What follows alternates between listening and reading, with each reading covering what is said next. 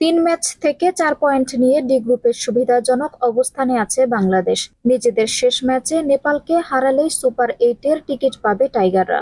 এমনকি হারলেও সম্ভাবনা থাকবে, তখন নেট রান রেট ও নেদারল্যান্ডসের দিকে তাকিয়ে থাকতে হবে। এবারের আসরে মোট 20টি দল অংশগ্রহণ করেছে।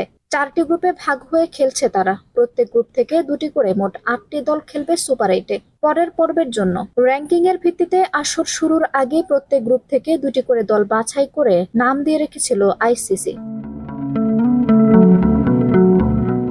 ডি গ্রুপ থেকে ডি-1 নামে ছিল দক্ষিণ আফ্রিকা আর ডি-2 নামে ছিল শ্রীলঙ্কা।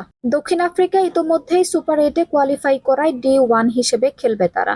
অন্যদিকে শ্রীলঙ্কা যেহেতু আসর থেকে ছিটকে গেছে, তাই এই গ্রুপ থেকে বাকি যে দল কোয়ালিফাই করবে তাদের নাম হবে ডি-2।